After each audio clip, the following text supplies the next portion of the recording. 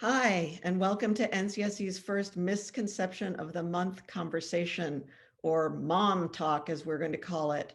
This month, we're going to be talking about the misconception of the month for April. And these are misconceptions that people have about scientific models.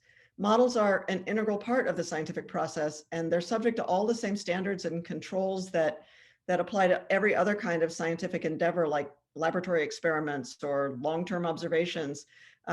But there are a lot of misconceptions about models, and maybe the most pernicious one is that it's sometimes shorthanded as garbage in, garbage out, that if you're making a model, you can manipulate the inputs and the relationships to get the model to say whatever you want.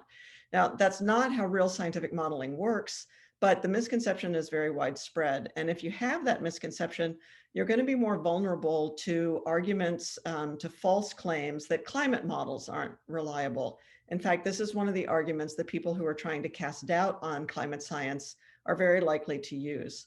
So we're here to tackle that misconception, and we'll be tackling a new misconception every month. But as part of our special Earth Week episode, I'm going to be talking with John Cook. John is a research fellow at the Climate Change Communication Research Hub at Monash University in Melbourne, Australia, and he's a longtime friend of NCSE. And he makes it his mission to help everyone, but especially students, overcome their misconceptions about climate change. So we'll be discussing climate models today, and I'm really looking forward to the conversation. My name is Anne Reed, and I'm the Executive Director of the National Center for Science Education. Hi, John. Hi, Anne. Great to talk to you. You too. So tell me a little bit about how you landed on this idea of misconception-based learning. Yeah, so I started out working on the topic of climate misinformation when I launched Skeptical Science, and I've been running the Skeptical Science website, debunking myths, for a number of years, and was lucky enough to get the opportunity to visit the American Geophysical Union Fall Meeting, which is this meeting every December in San Francisco, which is where I met you for the first time as well, I think. And I was at a dinner at the Fall Meeting, and was just by serendipity sat next to Dan Bedford, who's a professor from Weber State University in Utah. And we got talking. And Dan, fascinating, brilliant guy, got an English accent, which automatically makes him sound super smart. And I learned from Dan that he had been teaching his students about climate change through this approach, which he coined the term agnotology-based learning, which is a way of, yeah, it was, well, the first thing I asked was, what's that? What's agnotology? And it turns out it's the study of ignorance, or how people can believe wrong things. And so he teaches climate science by, well, firstly, he teaches the climate science, but then he reinforces it by addressing specific misconceptions about climate change. And that strengthens the students' understanding. And it was through that conversation and then starting to dig into that approach that I learned that this has actually been a body of educational research for several decades. It comes under lots of names. It's also called refutational teaching, misconception-based learning. I switched to the term misconception-based learning because I got sick of explaining the word agnotology to people. Like they all reacted the same way I did that first time. And I feel kind of guilty. I feel like I've kind of betrayed Dan by switching terms. So sorry, Dan, if you're watching. It's possible you did him a favor. Sorry? It's possible you did him a favor. Yeah, well, I wonder whether he still uses it. I'll have to find out. And as I dug into the research, it was really exciting to read that misconception-based learning is one of the strongest and powerful ways of teaching science. It gets stronger learning gains. Those learning gains stick for longer, and it's more engaging for students. That approach. It's just a way of bringing them into the topic in a really compelling way. I've been struck working on misconceptions that you helped us design our climate change lessons around, that it seems to be a pattern that a lot of these misconceptions have been kind of planted by people who are trying to cast doubt on climate change, but they also generally are misconceptions that people just naturally have about science or about nature. For example, that humans are not really very good at understanding deep time. Long time stretches are hard for humans to understand. So the argument that, climate's always changing and therefore this change is just like all the change in the past, that sort of takes advantage of the fact that humans are not very good at thinking about, change over the last 150 years is different than change over tens of thousands of years in the past. So this idea of misconception-based science learning has applications way beyond just climate change, but for climate change in particular, where these misconceptions have been sort of reinforced, it's really, I think, really powerful. So one of the tools that you developed to help students identify misconceptions is your Flick model. These students helps students spot bogus arguments based on flawed logic or inconsistencies. And our teachers absolutely love this tool. So when we talk about this misconception about models, that they're inherently unreliable, where does that misconception fall in the Flick model? So should I quickly recap what Flick stands for people Yes, who've please. never heard of it? So Flick stands for the 5 techniques of science denial, and the letters stand for fake experts, logical fallacies, impossible expectations, cherry picking, and conspiracy theories. It was first proposed, this framework, by Mark Hufnagel, who mainly works on countering medical misinformation. His discipline is in medicine. And I was actually giving a workshop on critical thinking to young people, the Australian Youth Climate Coalition, many years ago. And I was thinking, I need an acronym to help them remember this. And I was thinking, fake experts, unrealistic expectations, cherry picking. Oh, I'm going in a bad direction there, and then quickly backtracked, and then ended up working with Flick. And as you say, it's been a very sticky, useful framework for people. A strong response. The best response I think I've ever heard was actually at a NCSE teacher workshop. One of your teachers mentioned that she introduced her students to Flick. They responded so well to it that when they were in their English class, the teacher was talking about some misconceptions in English, and they said, "Oh, that's Flick," and they explained it to her, and then she started using it in English. And then when the principal heard about this, then the principal started having Flick being taught in all their subjects across high school. I thought that was just the best story I've ever heard about Flick. Students, they're going to come out well armed. Yeah, I mean, it just underscores that critical thinking is needed in every subject, and also teaching it in one subject like environmental science or even physics or anything can convey benefits across all topics. Critical thinking is like a universal vaccine against misinformation. Yeah, I think if it gets widespread enough, politicians are really going to have to up their game because they use these flawed arguments all the time. So getting back to the climate models, where does that fall in the Flick model? So it really comes under mostly impossible expectations. Expecting models to be perfect is really demanding something that models are not designed to give. Climate models and really scientific measurements in general don't provide specific, exact, perfect estimates or values. They usually provide a range of estimates. And so when the general public have this misconception that science is about perfect knowledge, that can lead to misunderstandings not only about science, but also cast doubt on science in unfortunate ways. And often people who are trying to cast doubt on science will exploit this misunderstanding. When scientists talk about uncertainty, they're not saying they don't know.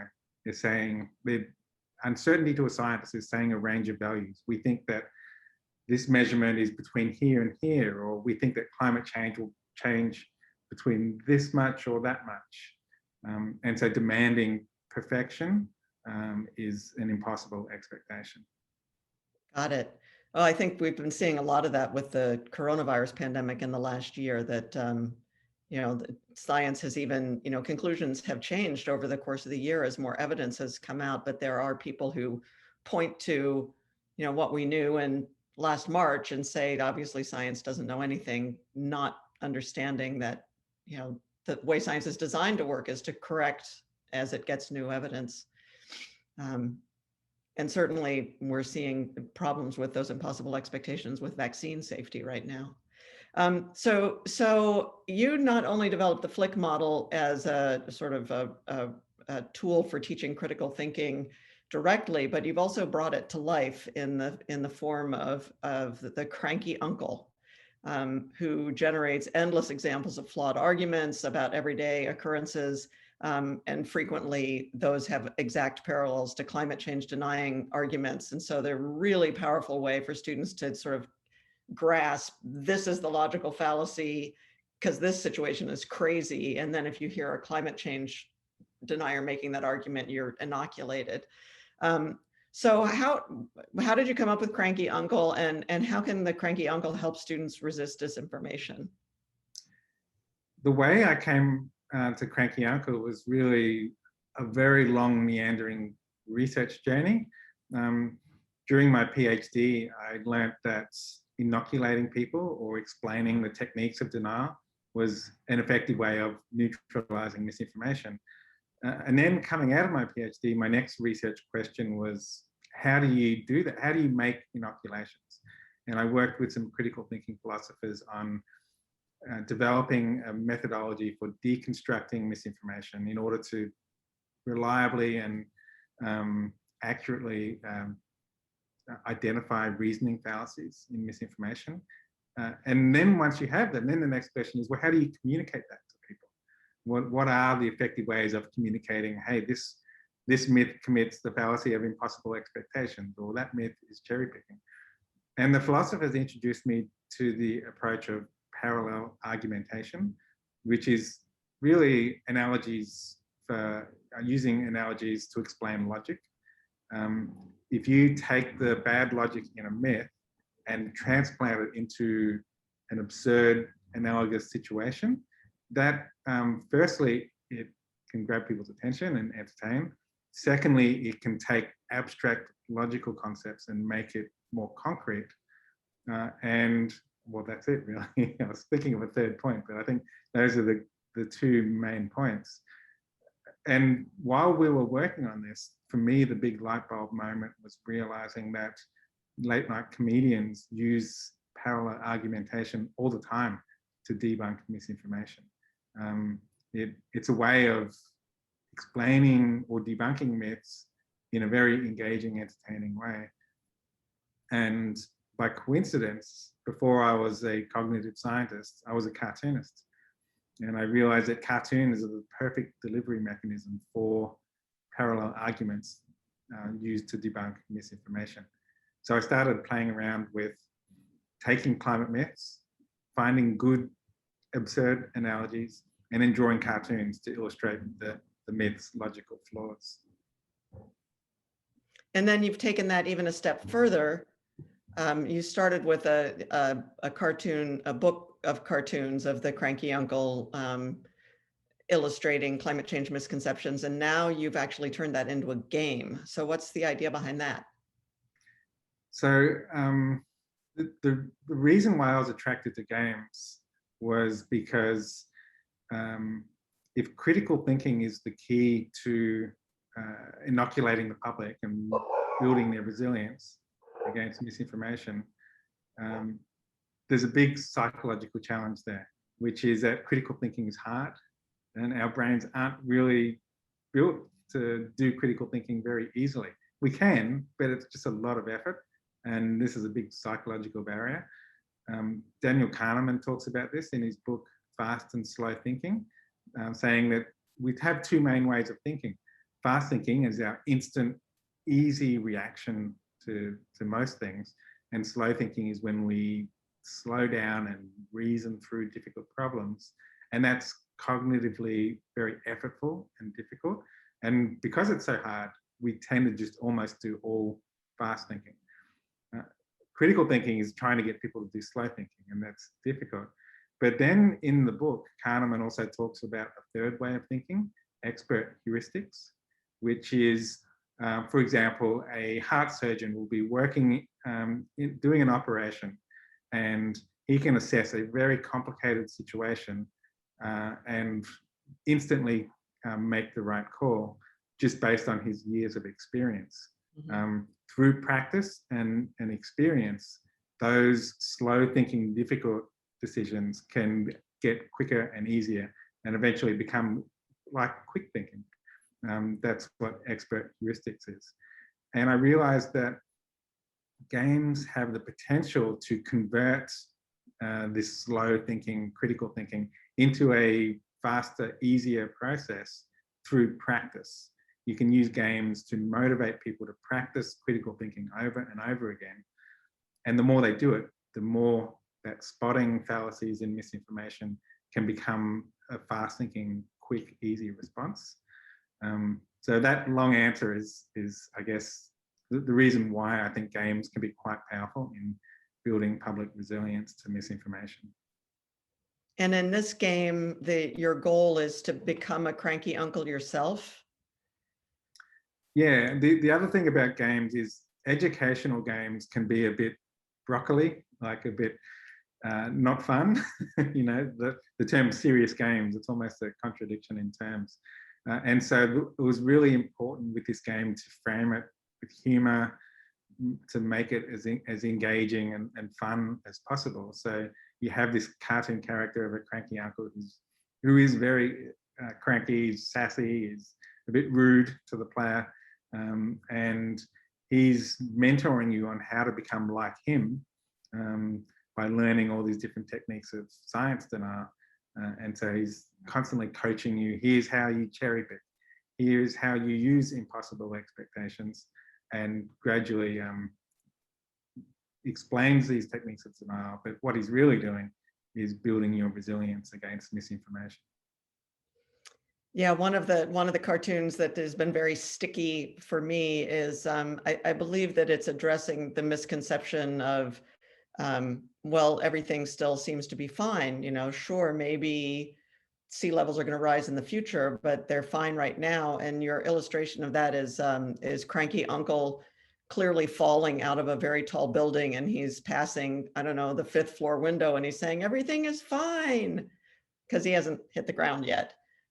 So that really, it feels to me like that kind of illustration would really stick with students when they hear somebody saying, you know, who knows what will happen in the future? Everything's okie dokie right now. Yeah, that's a good example of slothful induction, coming to a conclusion without considering all the relevant evidence. And certainly we see it in climate change. But I even dug that cartoon out during the pandemic early, like around March, April in 2020, when people were arguing, well, more people have died from the flu than from COVID, so COVID is fine.